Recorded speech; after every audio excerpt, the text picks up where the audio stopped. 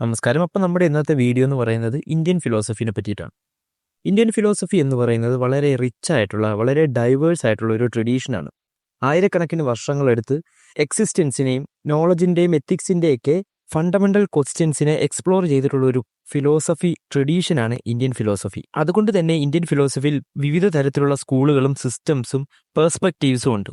ആദ്യമായി ഇന്ത്യൻ ഫിലോസഫീനെ ദർശന എന്നാണ് പറയുന്നത്, ഒരു വിഷൻ.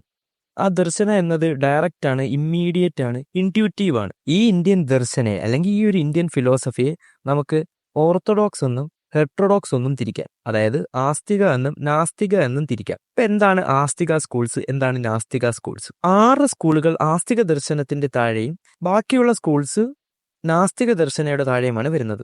ആസ്തിക ദർശനം എന്നത് വേദങ്ങളുടെ അതോറിറ്റിയെ അക്സെപ്റ്റ് ചെയ്യുന്ന സ്കൂൾസ് ആണ്. ന്യായ, വൈശേഷിക, സാഖ്യ, യോഗ, മീമാംസ, വേദാന്ത എന്നിവയാണ് ആ സ്കൂൾസ്. അതേസമയം ഹെട്രോഡോക്സ് സ്കൂൾ അല്ലെങ്കിൽ നാസ്തിക ദർശനം എന്ന് പറയുന്നത് Vedic അതോറിറ്റിയെ reject ചെയ്യുന്നവയാണ്. Charvaka, Buddhism, Jainism, അജൈവിക എന്നൊക്കെയുള്ളതാണ് ആ സ്കൂൾസ്. ഇനി നമുക്ക് ഓരോന്നായിട്ട് എടുത്ത് നോക്കാം. ന്യായ സ്കൂൾ എന്ന് പറയുന്നത് കൂടുതലും ഫോക്കസ് ചെയ്യുന്നത് ലോജിക്കിലും എപ്പിസ്റ്റമോളജിയിലുമാണ്.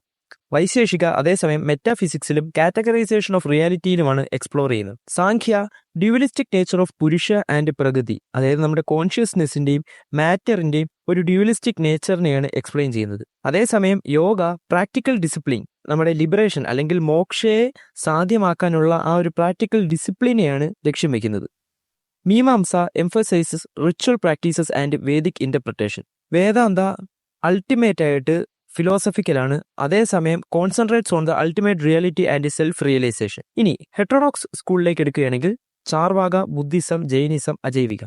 ചാർവാക എന്നത് ഇന്ത്യൻ സ്കൂൾസിലെ അല്ലെങ്കിൽ ഇന്ത്യൻ ഫിലോസഫിയിലെ മെറ്റീരിയലിസ്റ്റിക് ആൻഡ് എത്തീസ്റ്റ് ഫിലോസഫിയാണ്. ബുദ്ധിസം എന്ന് പറയുന്നത് സഫറിങ്, എന്താണ് സഫറിങ്ങിന്റെ കാരണം, എന്നാൽ എങ്ങനെ അതിൽ നിന്ന് നമുക്ക് മറികടക്കാം എന്നതിനെയൊക്കെ ഫോക്കസ് ചെയ്യുന്നു. Jainism non violence, liberation of soul എന്നതിൽ ഫോക്കസ് ചെയ്യുന്നത്. അതേസമയം അജൈവക എന്ന് പറയുന്നത് ഇപ്പോൾ നിലനിൽക്കാത്ത, എന്നാൽ പണ്ട് കാലത്തെ ഒരു ഡിറ്റർമിനിസ്റ്റിക് സ്കൂളാണ്.